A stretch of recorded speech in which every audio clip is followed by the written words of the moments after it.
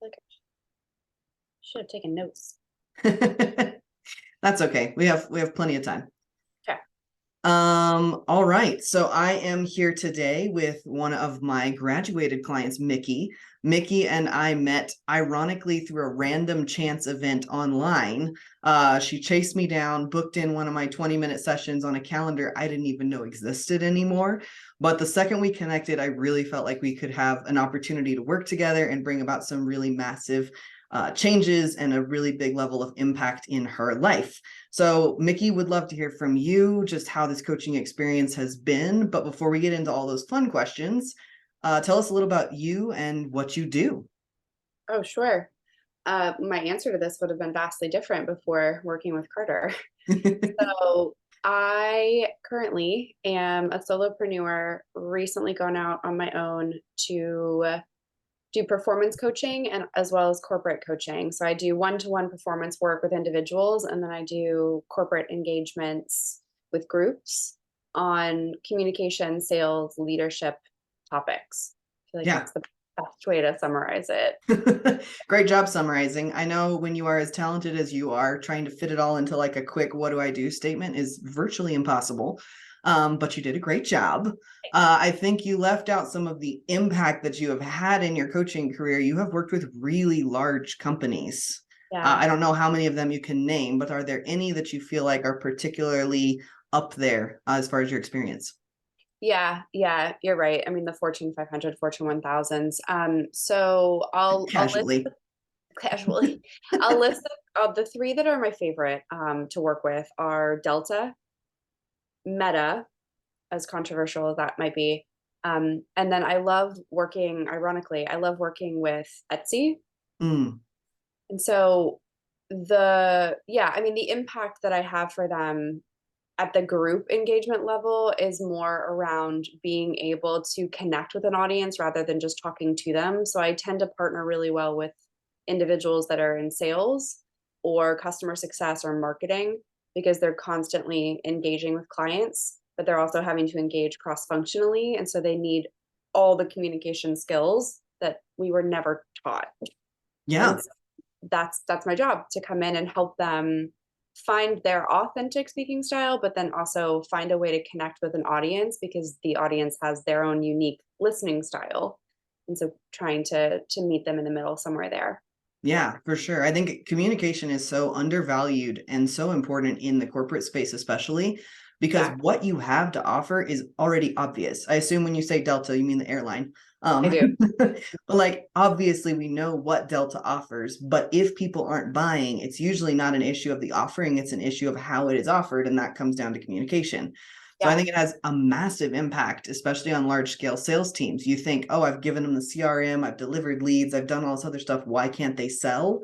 Yeah. And then so many companies will go back to R&D, which is incredibly expensive, try to rework their entire offering when it's just how it's delivered that matters. So if you can come in even for 30 minutes and have a really powerful conversation with those pinch points, I imagine it could mean massive results for companies very quickly.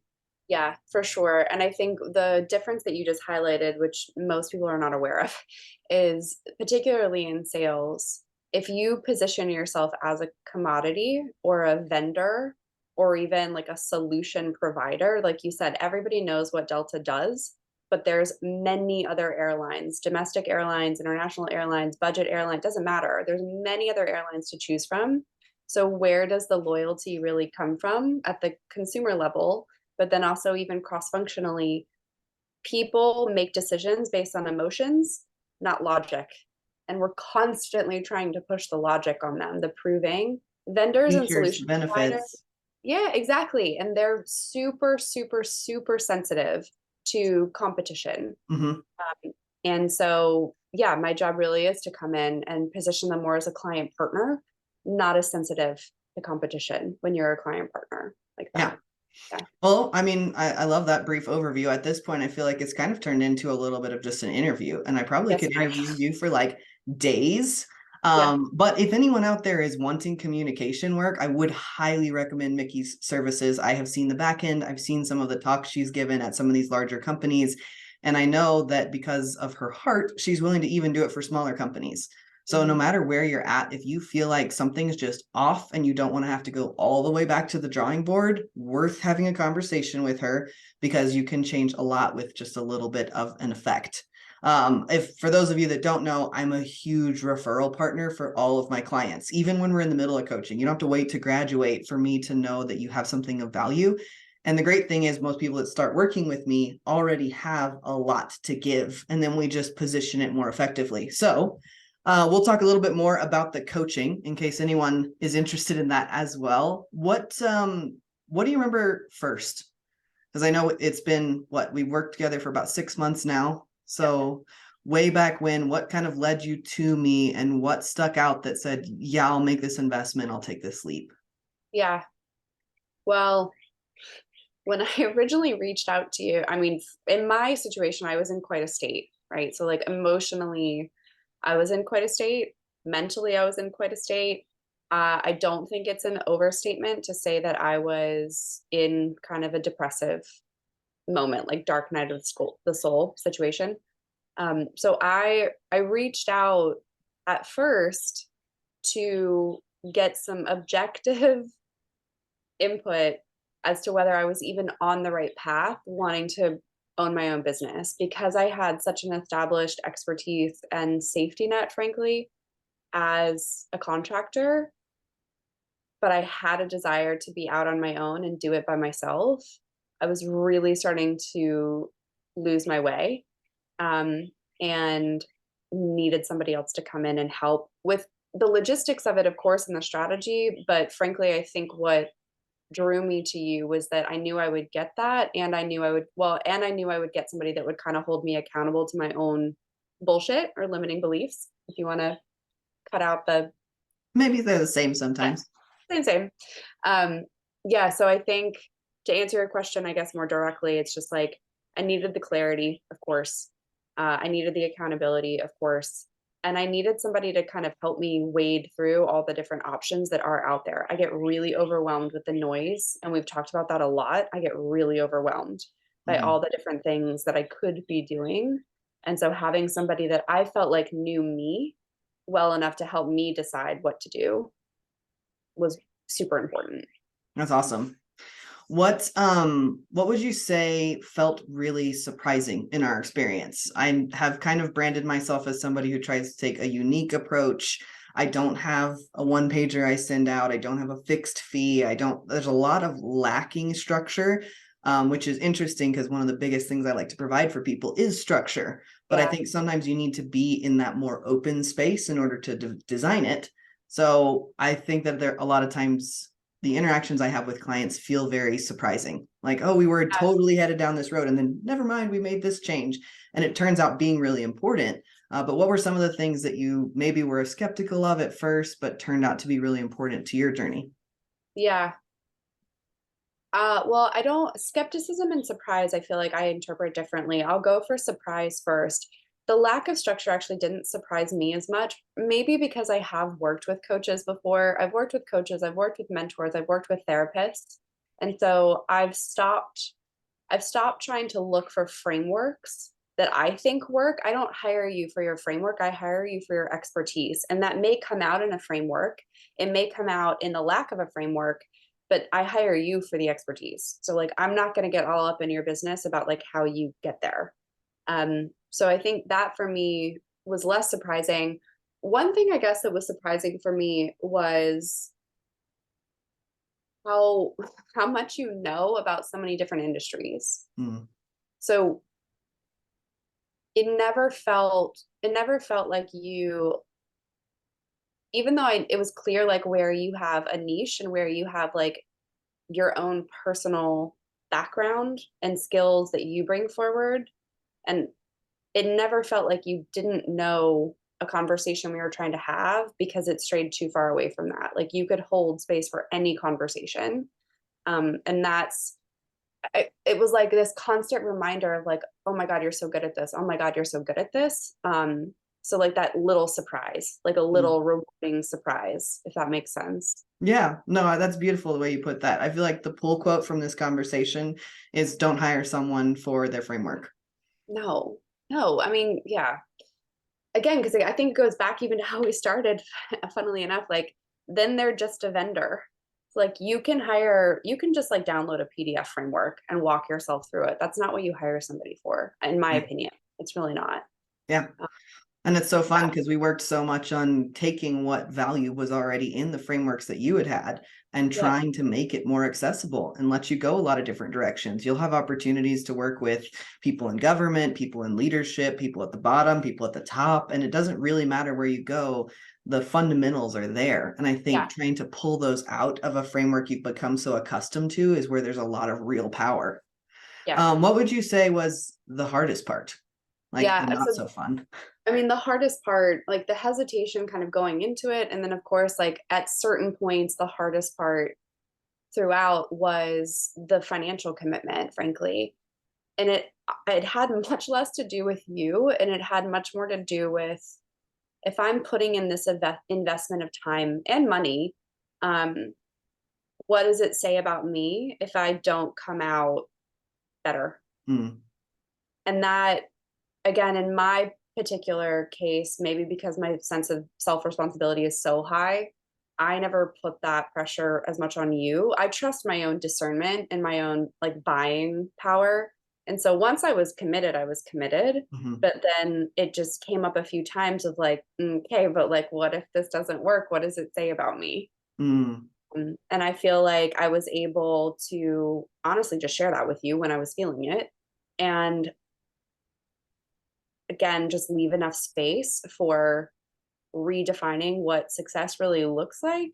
mhm. And knowing, this is my personal opinion, and I'll shut up. But like, I think that coaching engagements, and I say this to my own clients, I think coaching engagements are like bags of popcorn, and they are pretty much like half popped by the end of the engagement, but they continue to pop Mm, when you carry on because like it takes a second, it takes some time. Some of the kernels are sitting at the bottom, but like they will eventually get handled. And so I just trust that. yeah, Yeah. absolutely. I know when we first started working together, we were working on high ticket sales, Yeah. trying to move from smaller things to bigger things. And that was a big leap for you. So I just Yeah. wanted to reflect back that I was incredibly proud of the way that you showed up because one week in our session, you were like, I could never charge that much. And by the next week, you had not only decided you could, but you had sent out a proposal to a very high number. And I think that it really speaks to what you're going to accomplish, that you popped a lot of those kernels early and just decided, I don't care. Like, we're just going to have to go for it. And Yeah. I think that that's really a testament to your own character and level of skill because it's going to come through. Thanks. Yeah. Thank you. No, you did a great job. Thanks. I would never let someone graduate coaching. I would never stop working with someone just because we reached our like intended time frame if I didn't Mhm. know beyond a shadow of a doubt that they were ready to go live in the real world. Yeah. I think that that's why I try to take a more holistic approach to coaching. Like, yes, we can talk about sales and business and frameworks and all this other stuff that we may need to build. I think for you, we ended up building a website for you together, which was kind of just a fun side project because I was Yeah. a graphic and web designer for a long time. I can still, respin that skill. It won't be a tip top website, but it will be something that fits your personality. But another thing is we try to talk a lot about the personal. And you mentioned you have a lot of coaches. I know you have a therapist and some other like people you might identify as spiritual guides in your life. So we didn't work as much in that area. But was there a value to talking about life and business at the same time with the Yeah. same person? Yeah. I mean, I feel like, again, my opinion, obviously, because I'm speaking it, but the I would be wary of a coach that isn't able to hold both conversations because, especially for an entrepreneur, your business is your life, and your life in some way will reflect your business. Like they're going to impact each other.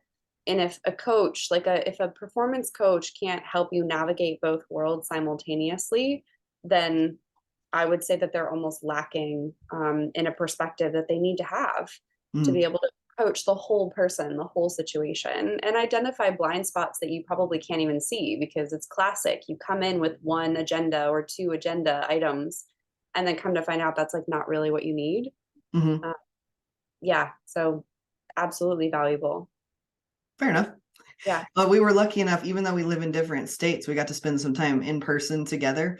And I think that that was also really valuable. And I think for anyone that's interested in hiring either one of us to know that like we'll take it to that level. You know, if we need to fly out to you, if we need to make it happen, that's what we're going to do because Mhm. both of us are committed to the outcome. And I think that's what's so valuable about a one-on-one experience you might not get in a group environment is because Yeah. it has to meet the needs of the whole instead of just the one that might really be in a tough spot. Yep. Anything else that you feel like upon reflecting during our time that you would love to share with somebody on the world who's thinking of maybe coaching is for me, or I wonder what it would take? Maybe coaching is for me, or I wonder what it would take. Just do it. I know that sounds so silly, but I don't know, like if you're at the point where you're actually watching this video, you really just, I mean, you're either going to decide or you're not. And I just trust yourself to be decisive and arrive at a yes or arrive at a no that gives you peace and then just move on. And yeah, that's it.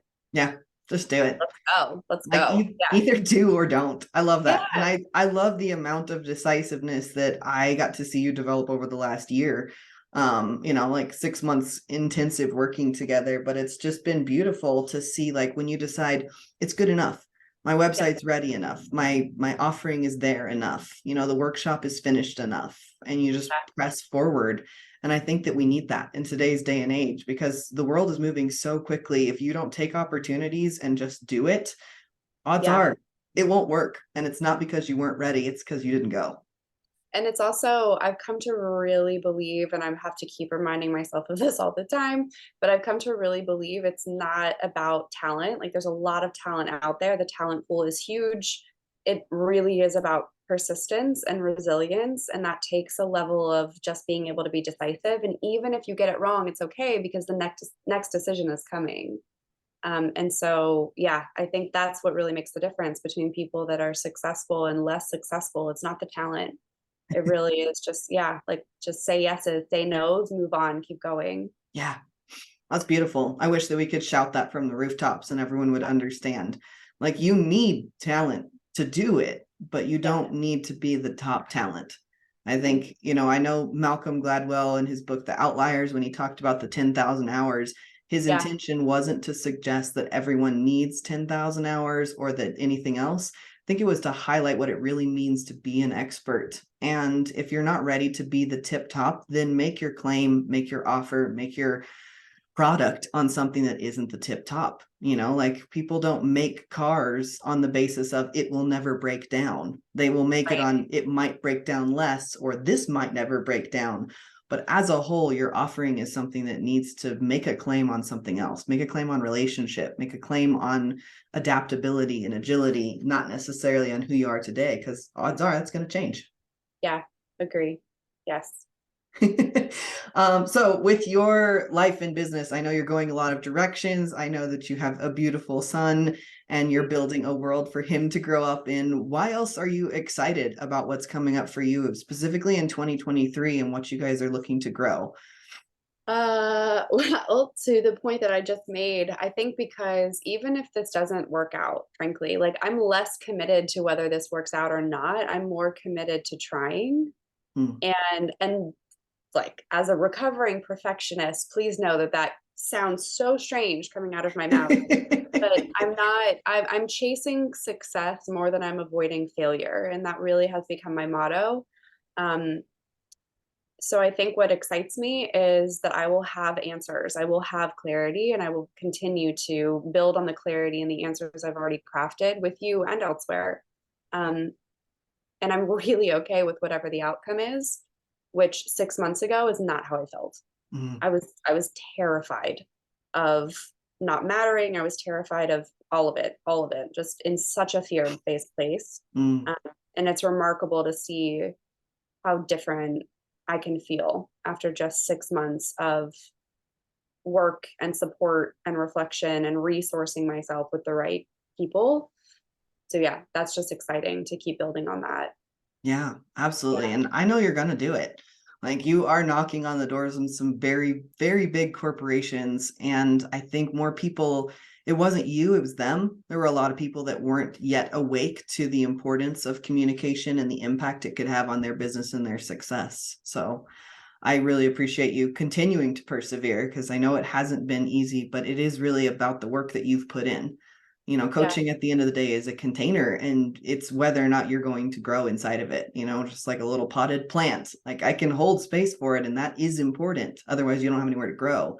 But deciding to grow is your decision. And I think you've done an excellent job day by day, whether or not we were in a coaching call or you were just playing with your son or on vacation, like always choosing that you were going to take the next step. And Mhm. perseverance is the only thing that can really combat that fear, because then you'll get to that next door, and maybe there'll be a monster behind it, or maybe there won't. And you Yeah. just kind of have to keep knocking, because at some point it'll turn. And when it does, it's so beautiful because you know you got yourself there. Yeah. Yeah. Thank you. Yay, we did the things. Well, that's the only questions that I had for today. I think it was Oh, a good review. Of course, I have loved spending all of this time with you, and I'm really excited to keep connected and hearing all the ways that you continue to grow. And so thank you. I wanted to say thank you specifically for allowing me into your space, for investing this kind of time. It's been a really wonderful and life-giving experience for me to coach somebody like you. So yeah. Thank you. Yeah, that means a lot coming from you. So absolutely. All right. Well, with that, we will sign off.